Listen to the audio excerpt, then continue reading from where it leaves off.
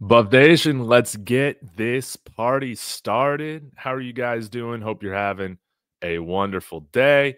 And this video, it might be a shorter one. I know DMVR is kicking off here in a little bit. I know we all want to catch that. But this video comes by request. I got a few people in the comments last week saying, Dave, we need another transfer portal targets video because we're not done looking at the roster, right? Or adding to the roster. There's still holes on this roster that we need to address.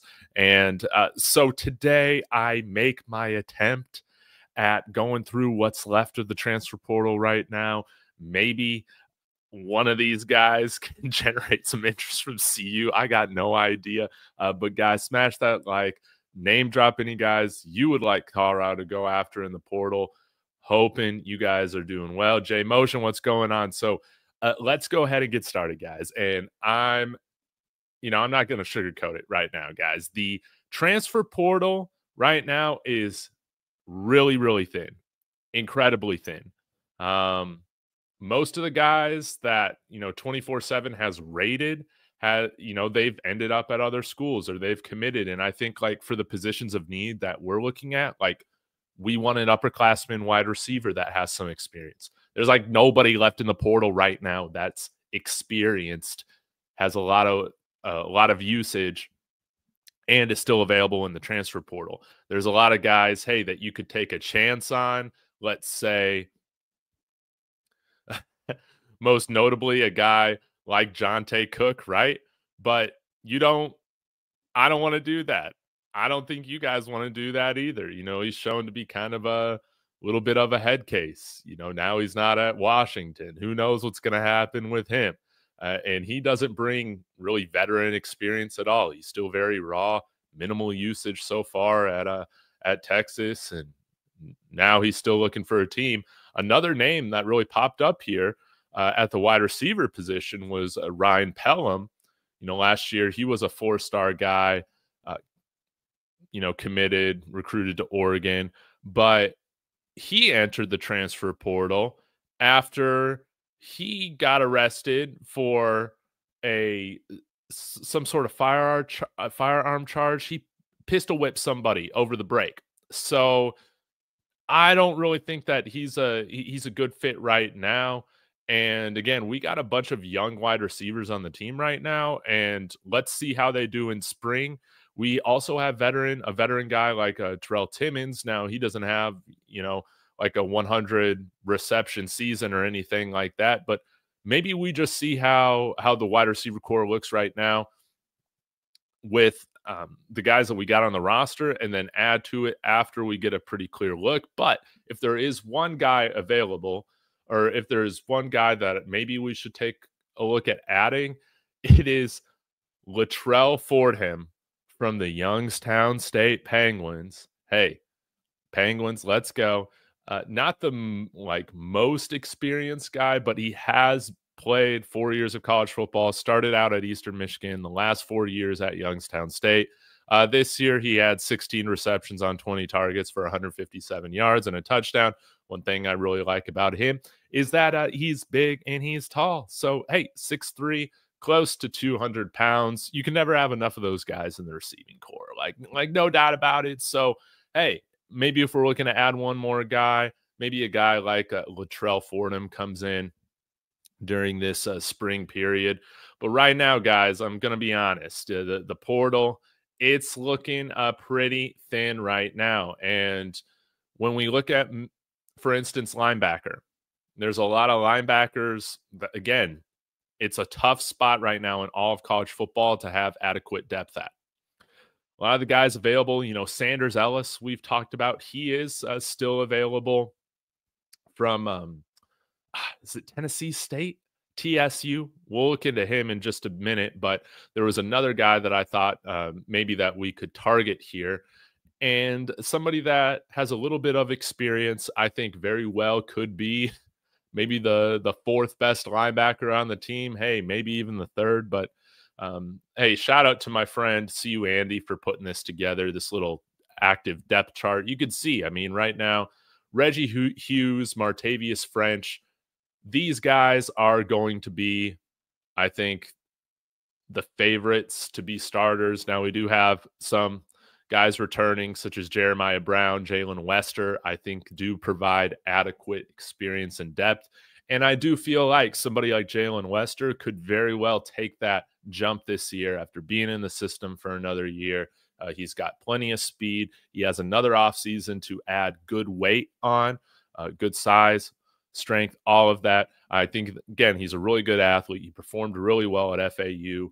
And so maybe that's kind of the three-headed tandem that you have right there with Jeremiah Brown filling in. But Trenton Hood, Gage Goldberg, Kyron Garcia, we'll have to see what happens with those guys. I would imagine, again, they're probably not going to get a lot of playing time this year, but might be ready by 2026 or so. So, yeah, that's just something to consider. But, hey, this exercise is trying to find somebody that can help the team right now. That's what we're doing. The guy that's still available from UNLV is Charles Correa. He was a part-time player this year at UNLV. 203 total snaps. He had 18 total tackles on the year, 6 missed tackles. So that is kind of like, a high percentage.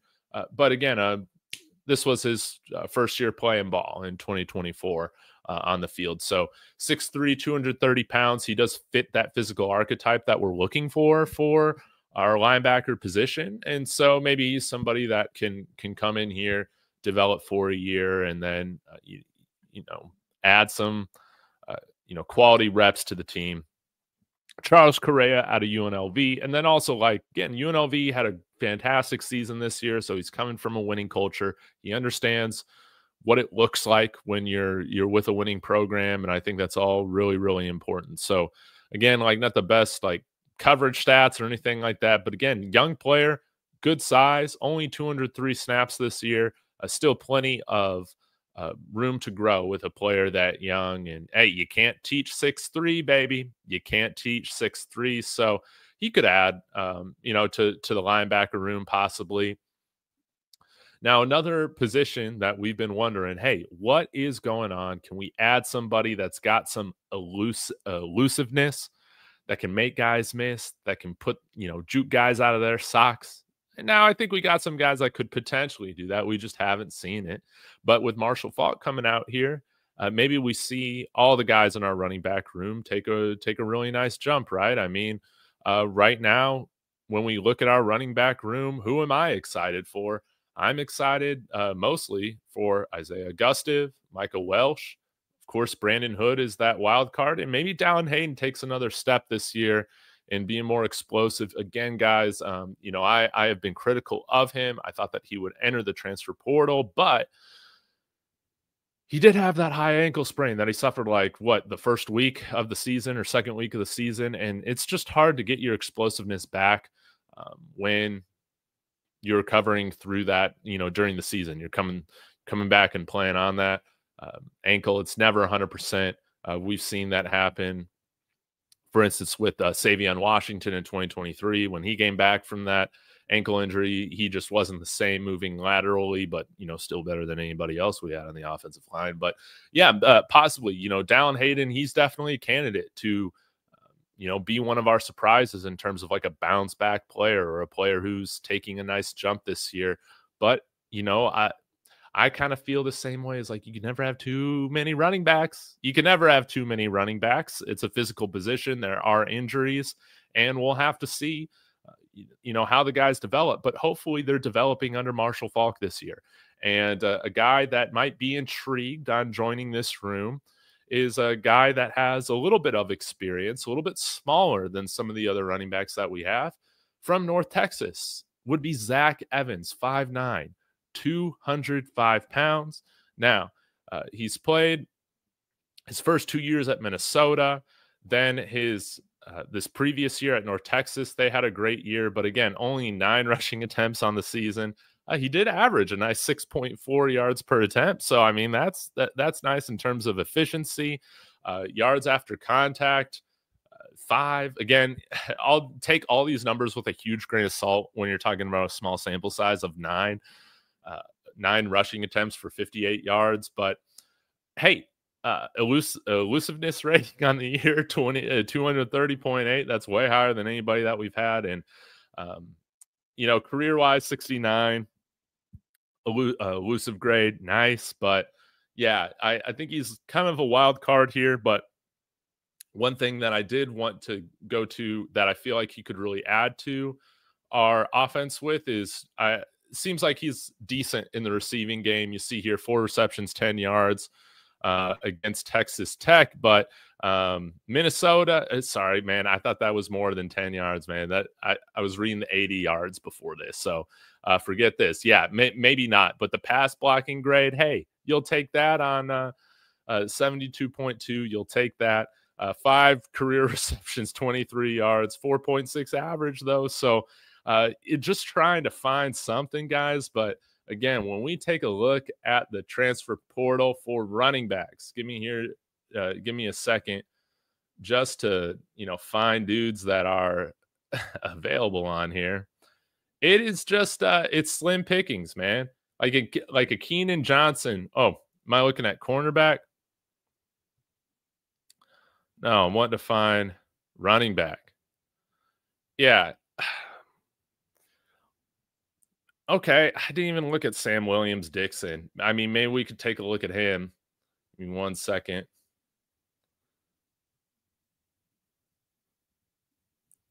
I skipped over him. Okay, so he has 7 career rushes this year at Ohio State. 5'11", 203 pounds. I mean, let's just see like how he was recruited. He was an 87 3-star coming out last year out of Columbus, Ohio. So again, I haven't watched any of him. Maybe he's a guy that you bring in.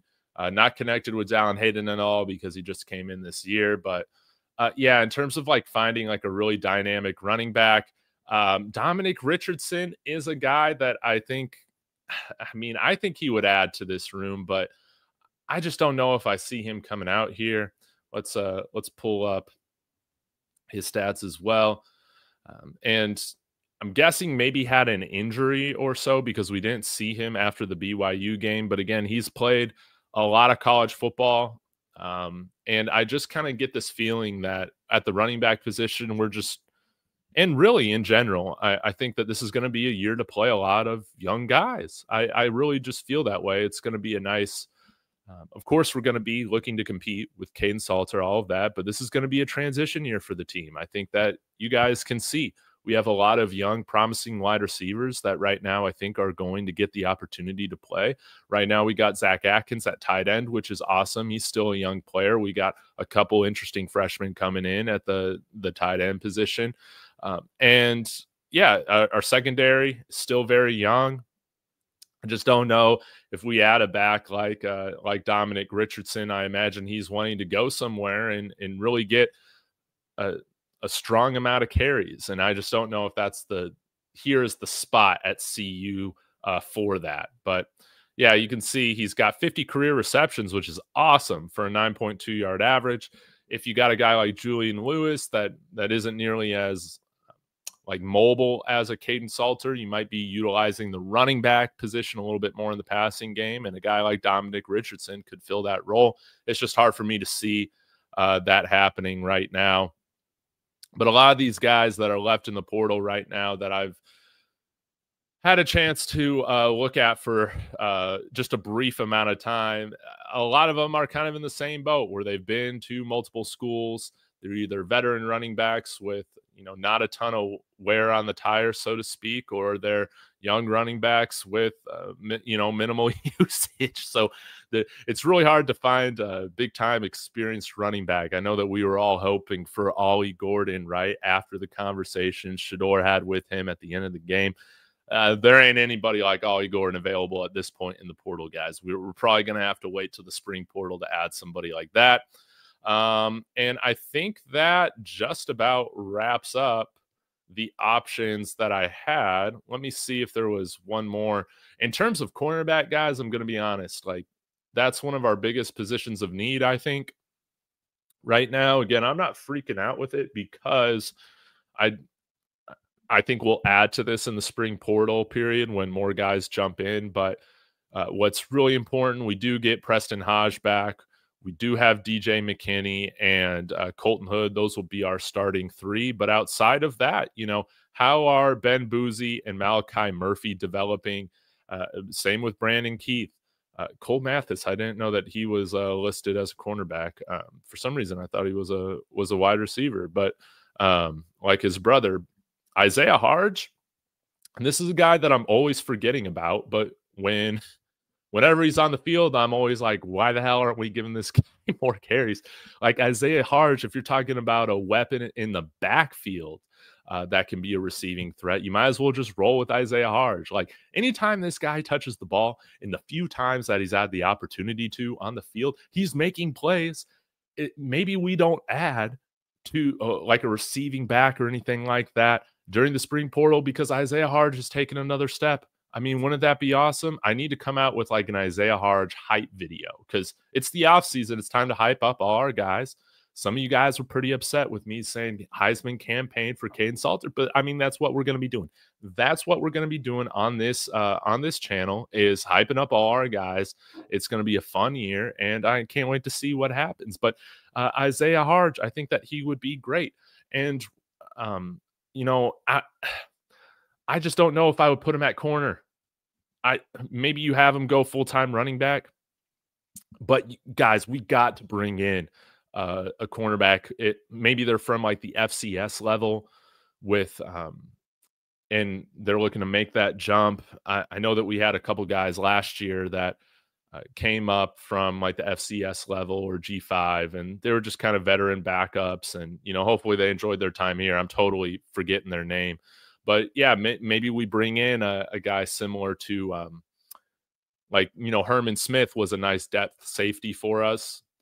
We need some kind of guys like Herman Smith being brought in at the cornerback position, no doubt about it. Now, I will say I'm feeling very, very good about where we're at with safety. Carter Stoutmeyer, Tafik Bayard, Makari Vickers, RJ Johnson, Savion Riley, and then Antonio Branch. I think all of these guys have promise. They have potential. It's going to be really fun to see how this safety group shapes out, who ends up being the starting safeties in this group. I think it's going to be a lot of fun. And then, yeah, when we look at receiver, again, I think it would be really, really nice to add a veteran wide receiver to this group with production. There's just not guys out there right now. So if you're looking at a guy like Terrell Timmons, he might kind of be that veteran guy in the room. Maybe this is the year where he finally has that expanded role that he's been looking for. I'm interested. I still haven't given up on Terrell Timmons. Omari Miller, I think, is going to be that dude, obviously, our wide receiver one. And that's where things can get really, really fun because we can have him on the outside. We can have Joseph Williams, who, again, is bringing production from just a true freshman year that is similar to, guys left in the portal that have been in college football for like 5 years already. So he might be considered like a veteran wide receiver right now. Draylon Miller's got plenty of experience. And then, of course, bringing in a really, really talented freshman class, Quinnell Farrakhan Jr., Adrian Wilson, Quentin Gibson, all these guys are him. They're all amazing. How will they make that transition to the college level their freshman year? That remains to be seen. And then Cam McKell, he'll be back from injury. So I'm very much looking forward to seeing what shakes out from the wide receiver room. And I do think that this is going to be the year. We haven't added anybody that's like a LeJontay Wester. We haven't added anybody like that. I think Caleb Mathis is going to have a larger role on this team than what he had the previous year. I could totally see that. And another offseason of development. Who knows? But don't forget about Caleb Mathis. I know that some of you guys really did like what he showed there at the end of his true freshman season.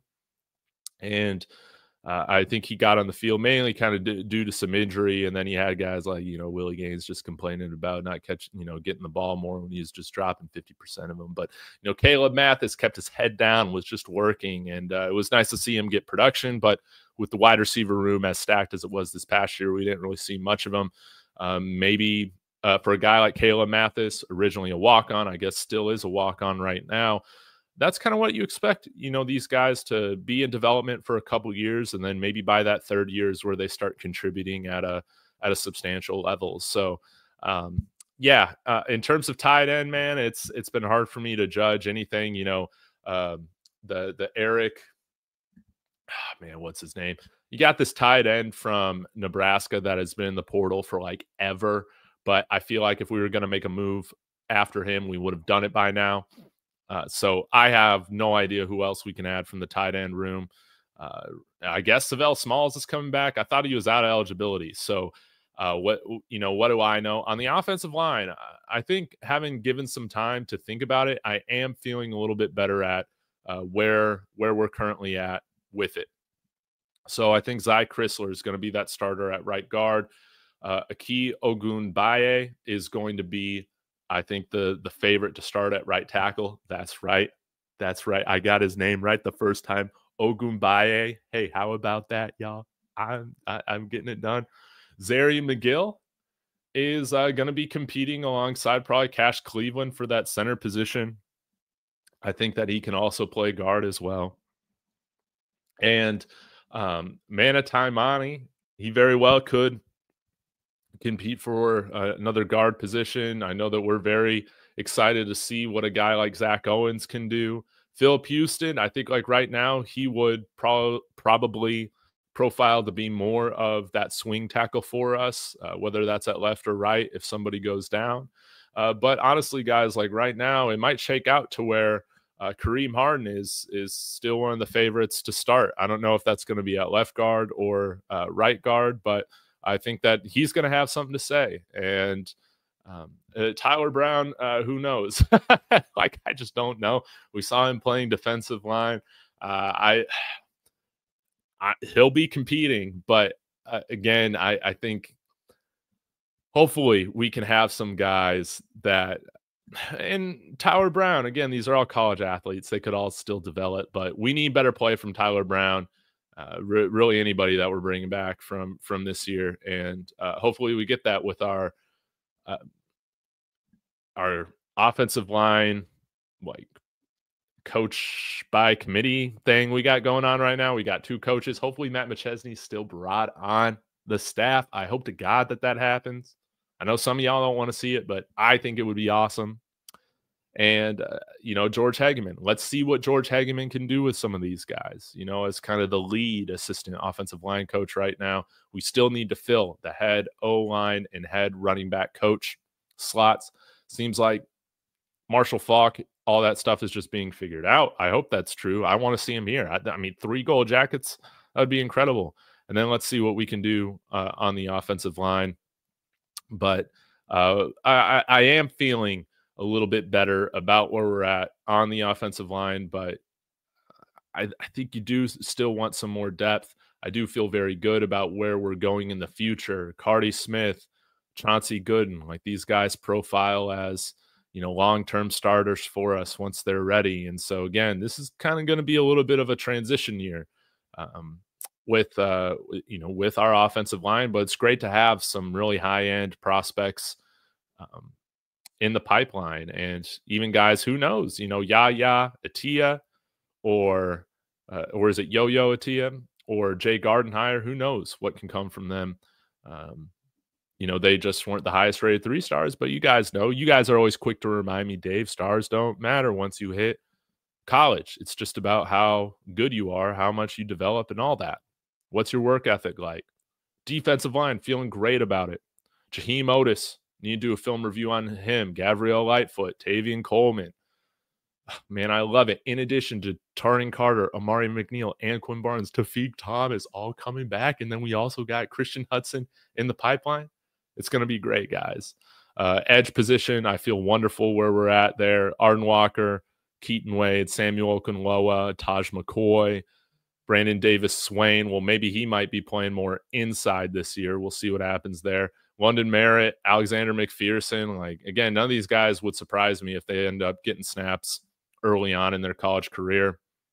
I want to see it. So I guess that's kind of a full-on review of where we're at roster-wise. Again, we've added a lot of great talent in this winter portal period. I believe next year we're just going to be going down to one portal period, which is great. It's going to be insane, but it's going to be a lot of fun. And yeah, so all that to say, to summarize, you guys are probably like, Dave, what are you talking about coming in here? Is there anybody that we should add? Long story short, man, there is not really anybody that I feel that we could add right now that is like an instant impact floor raiser of this roster. I think you're going to have to wait till the spring portal opens up to see who else is going to dive in. But I think what's really fun at this at this stage is that we're going to get a very good idea of how ready or not ready a lot of our young players are, during these spring practices. So, yeah, So we'll have to see. We'll have to see. But not the greatest news, but just trying to. This video is based on request. So I'll get to some of your comments here again, guys. Thank you so much for tuning in. Man, are you guys fighting with each other in the chat as usual? I mean, yeah, I mean, I am saying Kay Salter is better because, he can legally buy tobacco. Yeah. But hey, if Julian Lewis comes out and he is that prodigy, man, that's awesome. But, if we're talking right now, before we've seen any live snaps of these guys, whatever, I'm going to go with the guy that's, been doing this at the FBS level for quite a while now and has done it successfully. Again, that's no shade to Julian Lewis. I mean, take a look at Julian Sayin, who also reclassified the year prior and then ended up at Ohio State this year for his freshman year. Now, they brought in Will Howard for his last year, and Julian Sayin stayed, and then now it's going to be his show at Ohio State, right? So I think that's more so kind of the plan. Funny how they both have the name Julian, but yeah, I mean, if Julian Lewis comes out and balls out, that's great. But yeah, we got to remember he's like, 16, not even 17 years old yet, or just turned 17. He won't be 18 by the season. So again, and one of the things that I do want us to remember is that, our offensive line, it is not elite. Hopefully it takes another step this year, which is going to be awesome. But you don't want to put a 16-year-old whose body is still developing behind an offensive line that is still kind of a work in progress. Caden Salter, he's built, he's experienced, a little bit more mobile, obviously. And so if you have an offensive line that's still a little bit more of a work in progress, it also just makes sense to put somebody like him behind center for this year. Yeah, Caleb was always, pretty crisp route runner. And I think that's what has really surprised me, seeing how well that has transitioned. Again, hopefully we see him get some more time this year. I would love to see it. Will Bucket saying Isaiah Harge taking the Lejante role. That could be very interesting. I love that point. A guy that's very quick, right? Got those sweet feet. Maybe we see him used in the slot a little bit more.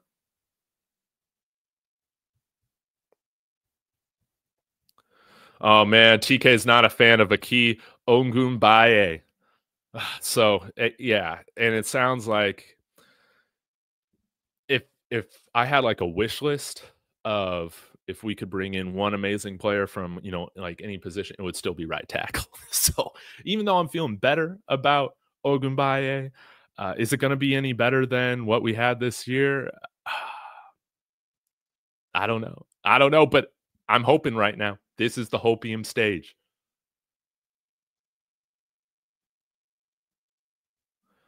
Yeah, watch their opinion change when it gets closer. Hey, watch my opinion change. You guys get at me all the time, man. Yeah, man, Dave, you're flip-flopping all the time. I am flip-flopping all the time. I'm just coming on here to give you my opinion of the day, really. So, yeah, maybe Staub jumps in the portal. It just seems like he really likes being at CU. So, hey, that's cool.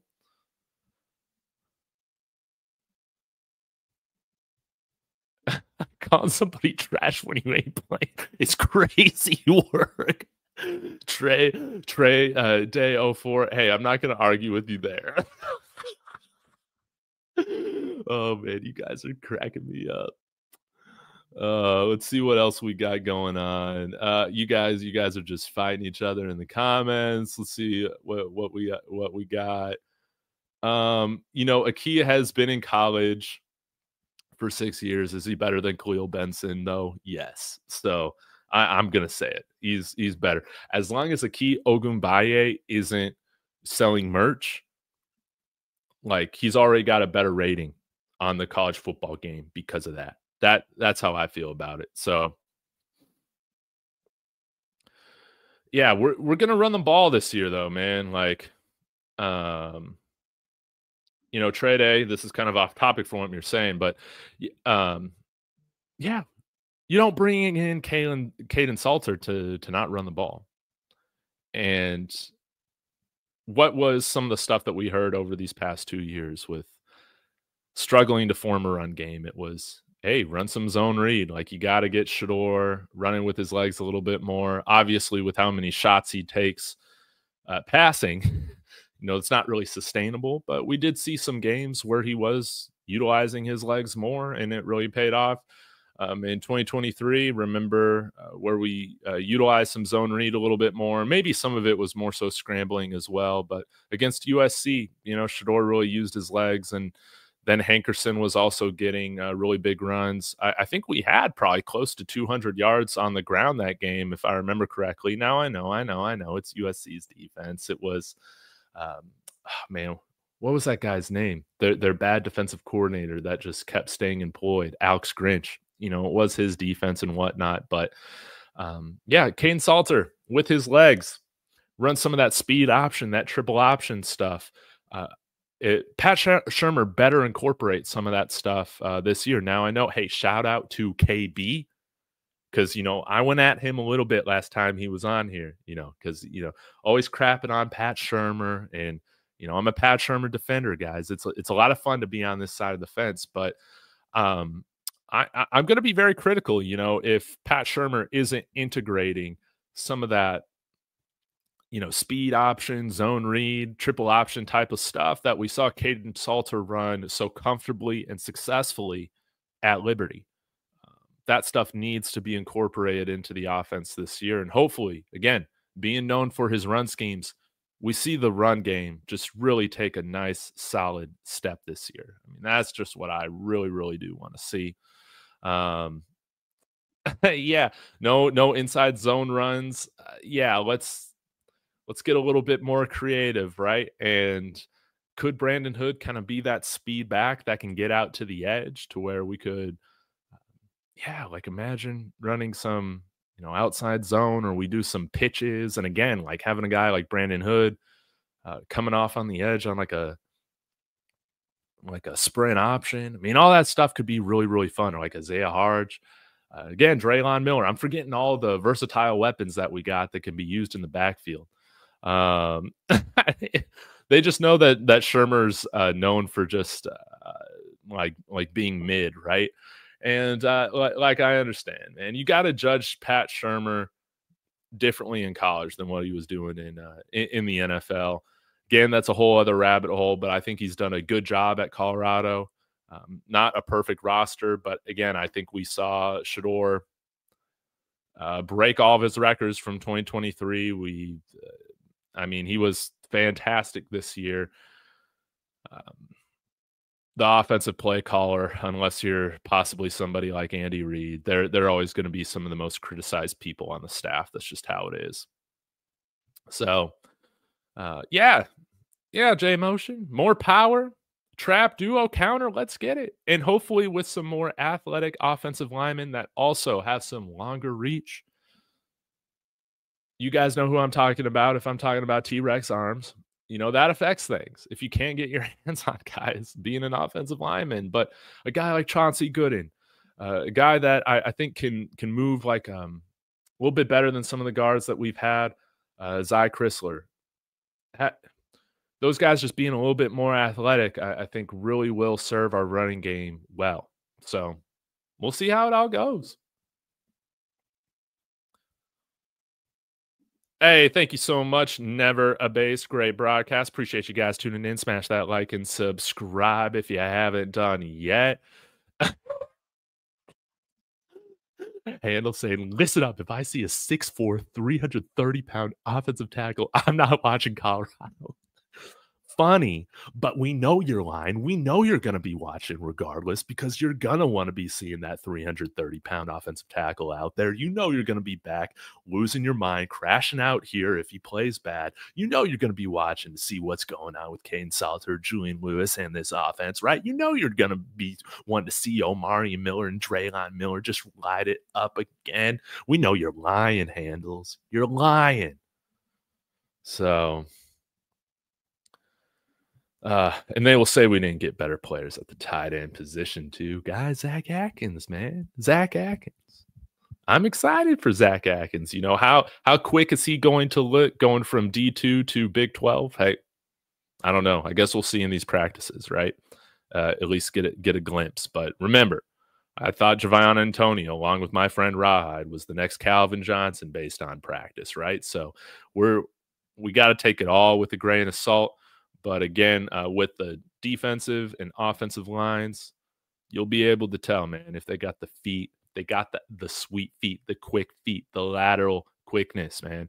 And I guess I shouldn't rule out Philip Houston, man. Again, I don't think we ever got a full official word on what his injury status was. I think kind of the rumor has always been like a torn ACL or something like that. If it is a torn ACL, that's a bummer. But if it's not, and maybe it was just a knee sprain or something like that, you know, maybe he could add that weight, add some good weight and keep his lateral movement, because he could at least get out in front of guys. Now, sometimes he would get bull rushed back to oblivion, but when you got him moving, again, I could see like how he would be such a nice asset on zone runs. On screenplays, you know, we saw him get out wide very, very quickly. And, you know, he's a fun blocker to watch in open space. Philip Houston, again, one of the guys that really shut me up this year because I thought that he was dead weight. And I think that he was one of, for my expectations, one of our surprises this year, and just a guy that played a lot better than I initially had thought he would play, but still not good enough, right? If we're talking about winning a Big 12 title, having a dominant run game. But let's see what he can do with another offseason of development, right? So, yeah, hey, Mr. Maurice. I never believed in Houston because of his size. Same, you know, Jack Bailey just traumatized me, and he probably traumatized some of y'all too. I never believed in Houston because of his size, and he definitely held it down for us. I apologize. You know, the apology tours, that's always fun, man. It's always fun going on the apology tours. Philip Houston, man, he held it down, exceeded expectation. But yeah, I think his ideal spot right now is probably like swing tackle for us, not necessarily starter.